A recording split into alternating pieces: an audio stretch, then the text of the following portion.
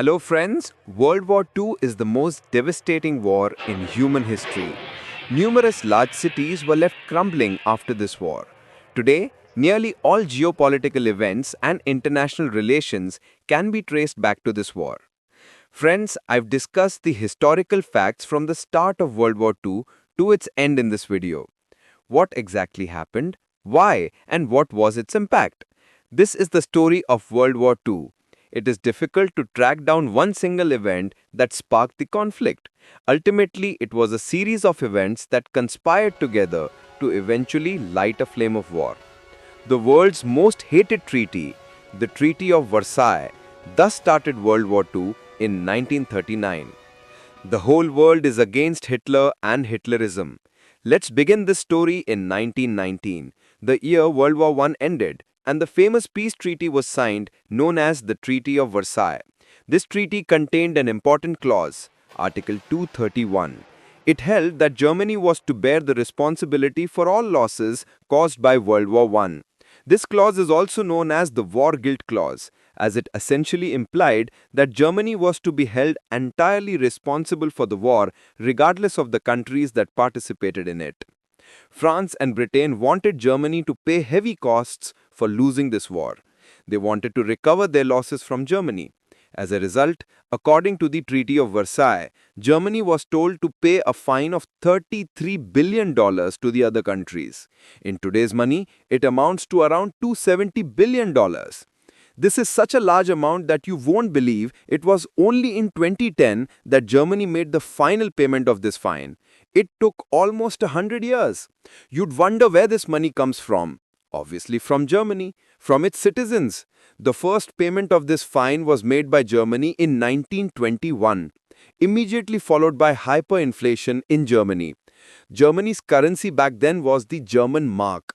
It is hard to imagine how rapidly it was devalued. In 1922, in Berlin, a packet of bread cost 160 marks. The following year, in 1923, the same packet of bread cost 200 billion marks. Obviously, the economy was weakened and the rate of unemployment rose rapidly.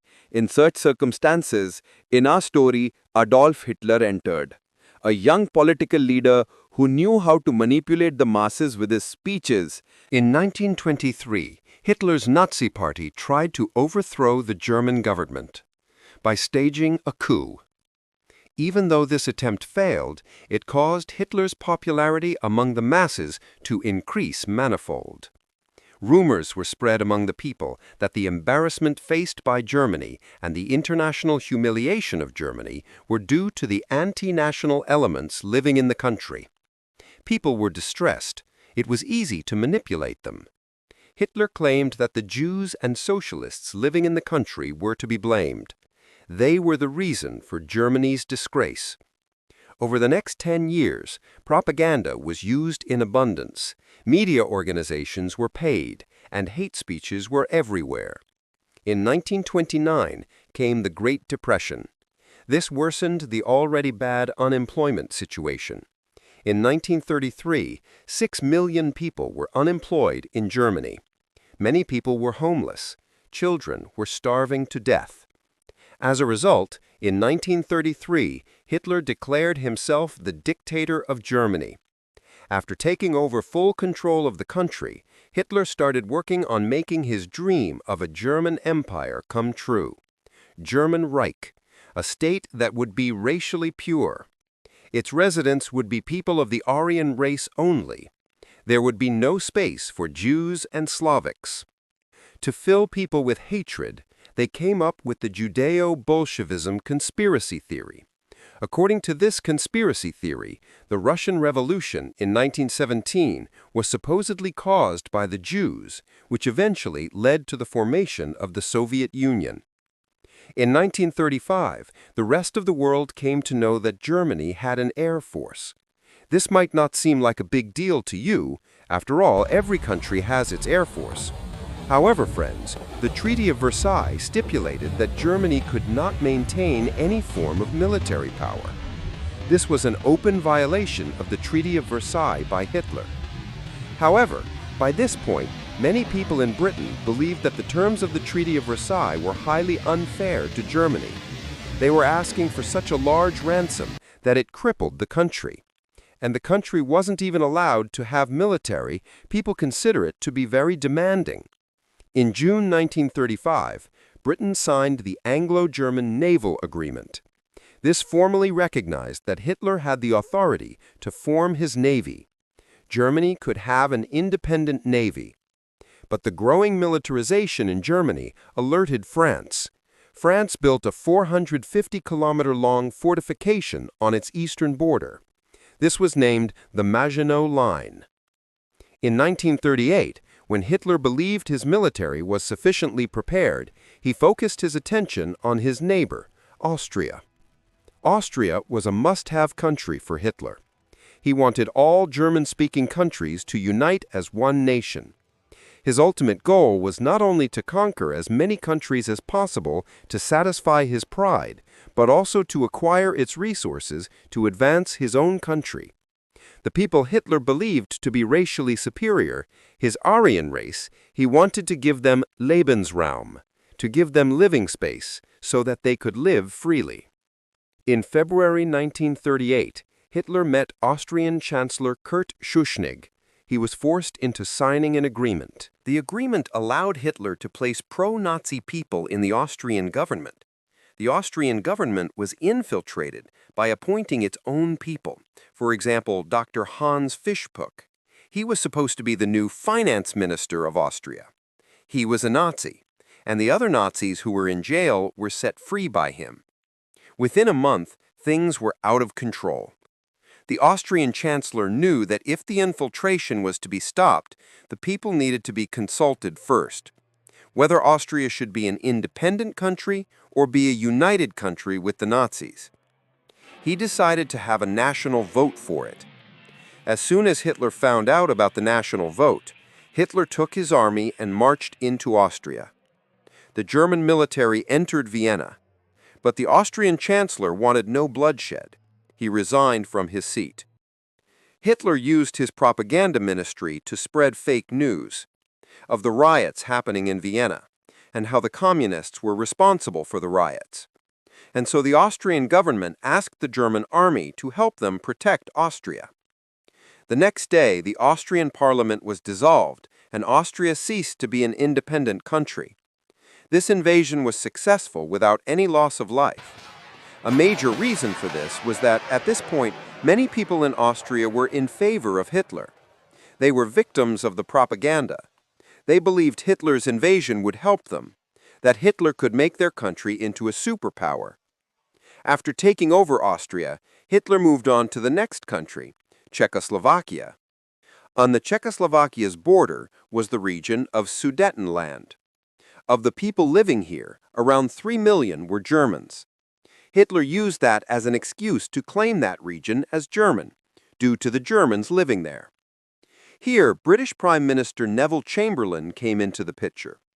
He wanted to avoid a war at all costs. He believed that if Hitler were given what he wanted, he would stay calm, and there would be no wars. This is why, in September 1938, the Munich Agreement was signed. The settlement of the Czechoslovakian problem, which has now been achieved, is, in my view, only the prelude. There are larger settlements in which all Europe may find peace. Under this agreement, this region of the Sudetenland was to be given to Germany only if Hitler promised that there would be no more wars. Hitler gladly took this piece of Czechoslovakian land, but not even 1 year passed before he violated the Munich Agreement. March 1939, Hitler took his army to invade the rest of Czechoslovakia. People fought for the first time. However, the German army won easily, and the country was divided into two. One part was included in the German territory, and the second part was made a Nazi client state. A puppet government was placed under the name of the Slovak Republic. British Prime Minister Chamberlain faced heavy criticism at this point in time. Winston Churchill famously said that Hitler looked for the next country, Poland. To take control of Poland, in a sly move, Hitler signed a non-aggression pact with the Soviet Union in 1939. At first glance, you'd think that Hitler hated the Soviet Union and communist ideology. So why would he do this? The only reason for this was to invade Poland. The Soviet Union also wanted a part of Poland. In this situation, the interests of the two nations were aligned. On 1st September 1939, nearly 1 million German troops started moving towards Poland. They planned on attacking from the north and south simultaneously.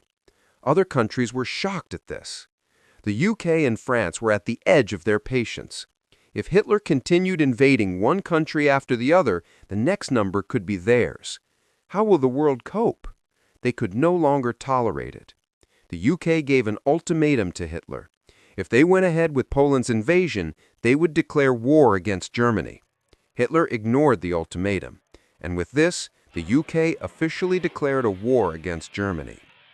After this, France, Australia, New Zealand, South Africa, and Canada also declared war on Germany. UK's Prime Minister Neville Chamberlain broadcasted this announcement on the radio. But friends, at this point in time, World War II hadn't actually begun. This period is known as the phony war, because there was no real war yet. Though technically these countries had declared war on Germany, none of these countries provided military support to Poland. Poland's army was extremely old-fashioned. Their army still used horses. They couldn't last against Germany's military strategy. Neither Britain nor France could save them. Nearly 1.3 million people were mobilized in Poland, but it didn't even take 1 week for the German army to defeat them. On 8 September 1939, German troops occupied Poland. Friends, it's essential to mention Hitler's revolutionary warfare strategy here, known as blitzkrieg. Using this, Hitler successfully invaded several countries. This military strategy focused on speed and stealth. They used tanks to invade the country so quickly that their opponents didn't have the time to think, and then their air force would join from above. It was known as Luftwaffe, and the invasion took place at a lightning speed. In German, Blitz means lightning. Hitler focused on making the wars as small as possible, a war that could be wrapped up quickly, within less than a week. To maintain this blitzkrieg, German soldiers were given drugs. That's right, a drug by the name of Pervitin was quite common. Today, we know it as crystal meth. Confidential military communications revealed that the Allies suspected that the Nazis were using something to supercharge their troops, but they had no idea what it was. When this drug is taken, it takes away fatigue. One doesn't need sleep. It suppresses hunger and thirst, reduces pain, and gives a confidence boost to the user. Giving such drugs to soldiers proved enormously advantageous, even if it was extremely harmful to their long-term health. In the short term, it was very useful in winning these wars. The defending soldiers would waste their time by sleeping at night, while the German soldiers could fight day and night and finish the task within 2 or 3 days. As we move forward with the story, you'd see how successful the blitzkrieg military strategy was for Germany. Now, back in Poland, not only was Poland invaded by Hitler, but the Soviet Union was also invading it from the other side. After it was defeated, it was partitioned into two.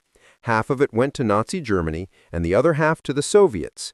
The logic used by the Soviets was that before the Russian Revolution, the area actually belonged to the Soviets, and so they deserved it.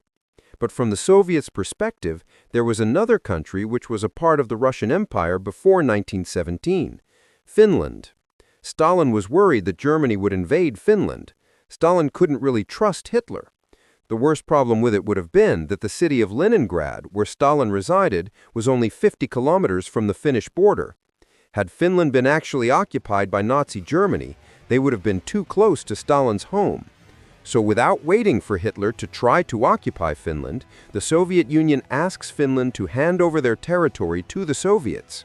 Obviously, Finland refused, and so the Soviets launched military action. Soviet Union's army was much larger than Finland's. They had better equipment too. But this war lasted for more than 2 months, and the Soviets couldn't gain much. Finally, in March 1940, this battle was over, and the Moscow Peace Treaty was signed. According to this, 11% of Finland's land would be handed over to the Soviet Union. In the meanwhile, Hitler's focus wasn't actually on Finland. He was looking at Norway and Denmark. In April 1940, Hitler prepared his plans on how he could establish control over Norway and Denmark. On 9 April 1940, Hitler used his blitzkrieg strategy to invade Norway and Denmark. This invasion didn't last long either. Both were small countries. How could they compete against the German army?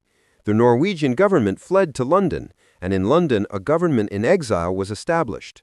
In Norway, Hitler established his puppet pro-Nazi government. British Prime Minister Neville Chamberlain accepted his failure, the failure to protect so many neighboring countries from the Nazi invasion. Due to this, on 10 May 1940, he resigned from the position of Prime Minister. The seat of the Prime Minister and its responsibilities were handed over to the infamous Winston Churchill. On the same day, 10 May, Hitler launched an attack on France, Belgium, the Netherlands, and Luxembourg. This was a declaration of an all-out war. Everyone could see that Hitler didn't intend to stop. At the beginning of the video, I told you how France had built the Maginot Line because they were worried that Hitler would attack their country. They were building a wall at the border. The French troops lined the wall to protect their country. Is the fate of Holland and Belgium like that of Poland and Czechoslovakia, and the victory of the British Empire will decide Austria? On the borders of Belgium and Luxembourg, the Allied forces were stationed to protect them. Hitler used his trademark blitzkrieg strategy. More than 1,000 fighter-bomber aeroplanes and around 3 million soldiers on the ground were the forces for Germany in this known as the Battle of France.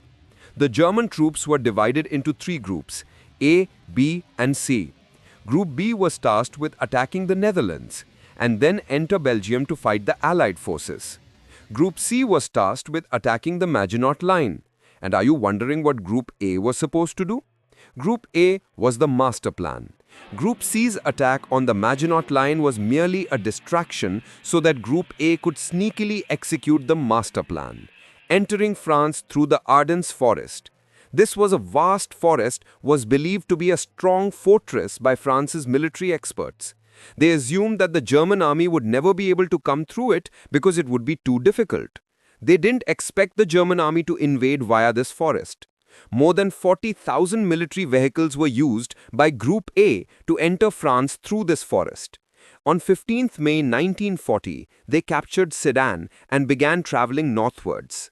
The British army fighting Group B in Belgium was shocked to see the suddenness with which the large force attacked them from behind.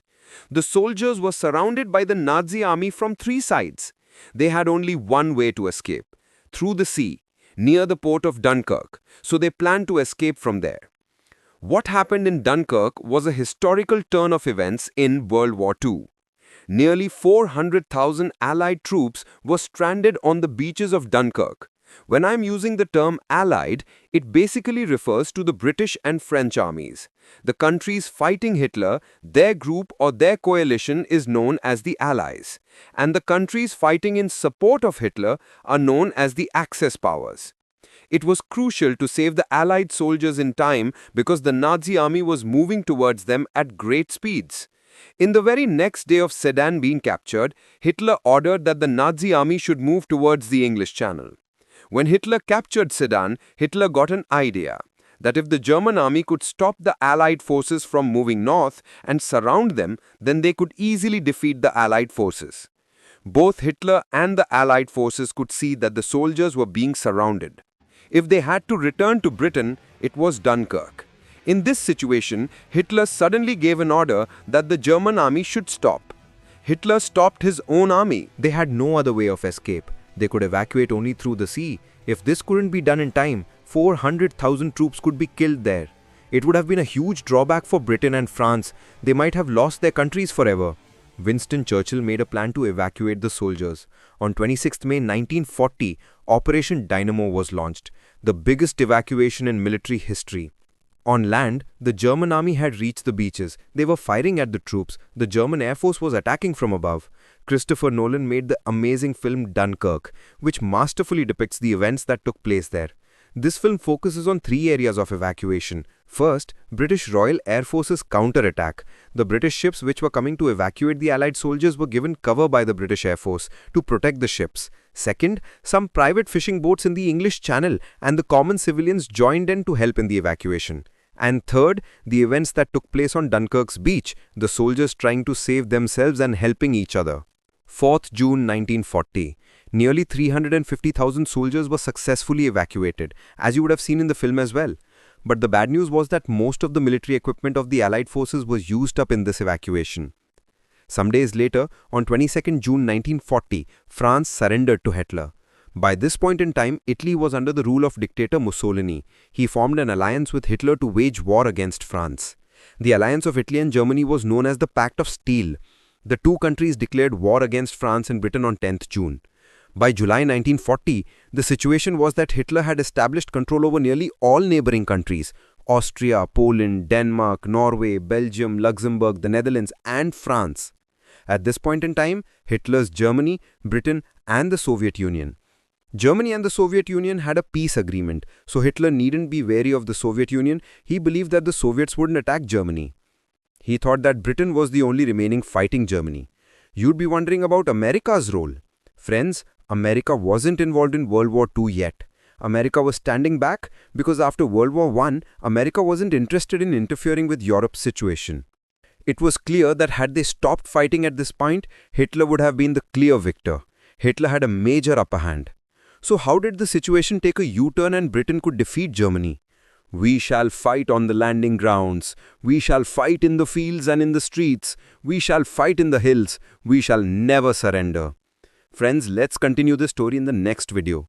Till then, you can watch this video in which I explain how Hitler used propaganda to brainwash German citizens, basically the way Hitler took over the government and control. Thank you for watching this video. I'll see you in the next video. Thank you very much.